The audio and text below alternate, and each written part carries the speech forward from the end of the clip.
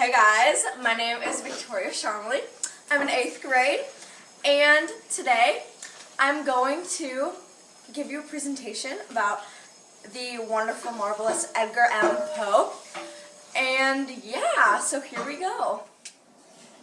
So, Edgar Allan Poe was born on January 19th, 1809, I believe, in Boston, Massachusetts. He had a mother, father, sister, and brother, and both of his parents were out of his life when he was very young because his father left and his mother died of tuberculosis. And his brother was a writer and his sister was a writing teacher at an all-girls school. So, Edgar Allan Poe had no parents at the age of 2. So he was adopted by the Allens, and he was adopted by John Allan and Frances Valentine Allan.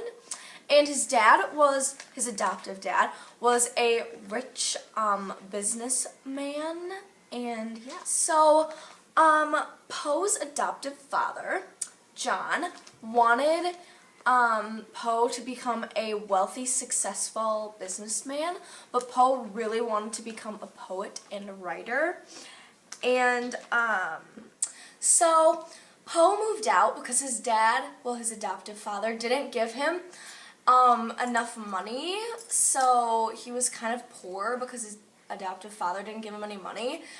And he didn't really get along with his adoptive father because they had differing opinions about Poe wanted to do with his future life. So later in life, Poe decided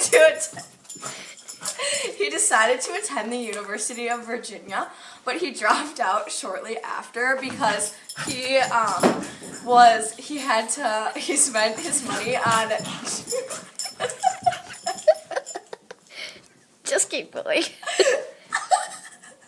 He spent his money on drinking, tobacco, and gambling. And his adoptive father didn't like that, so he cut off his money supply.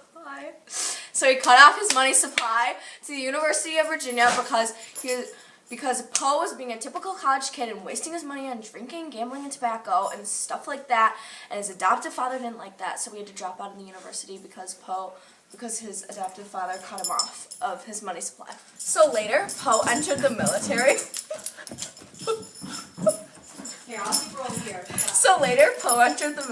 Under a different name. He entered it under Edgar Allan Poe.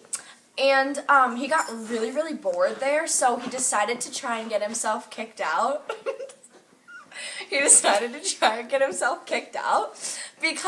he was, he just got bored because all he wanted to do was, be a poet and stuff, and he didn't want to be in the military. So, yeah, he got himself kicked out of the military, and he was a sergeant major, and yeah. So, when Poe got older, he decided to marry his 13-year-old cousin, sketchy, Virginia Clem. And they were not married for a very long time because she died of tuberculosis, just like his mom and his 2 siblings. And so she didn't really have that much input on his work because they were only married for a short time. And Poe barely had a substantial amount of money to support him and his wife, because the most he was ever paid was 25 copies of his own book. Historical events in Poe's life were Napoleon being defeated in 1815, and in 1829, Andrew Jackson became President of the United States. And then in 1837, Queen Victoria became Queen of England, and after that, the California Gold Rush was in 1849, and also some contemporaries from his time, or some people from his time, were Charles Dickens, and he was a writer, and then there were 3 presidents, James Monroe, Andrew Jackson, and John Quincy Adams. Okay, so Edgar Allan Poe had several publications. The Telltale Heart was his first one, and that was published first by the Pioneer in 1843. And then after that, The Raven was published by the American Review in 1845. And in 1846, The Cask of Amontillado was published in Godey's Lady's Book. I don't really know how to pronounce that. And also in 1846, The Mask of the Red Death was published in Graham's Magazine. So these books, when they were published, it took people a while to like warm up to. So people thought that he was like a bitter and strange man, and they didn't really like him that much at first, but later on his work became very popular, and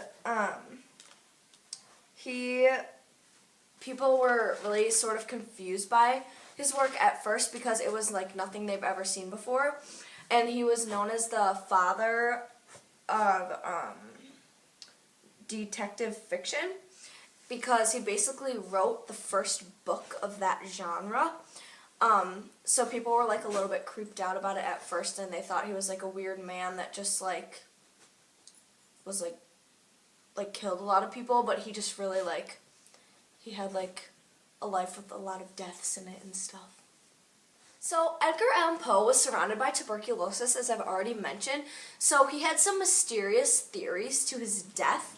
People thought he was murdered, people thought he was he took too many drugs, people thought it was an overdose from some medication because he was sick.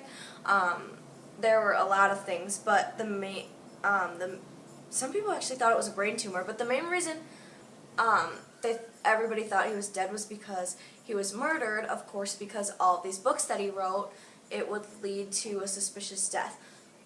They're not sure if the person that murdered him wanted a copy of his poems, like the original copies, or what happened.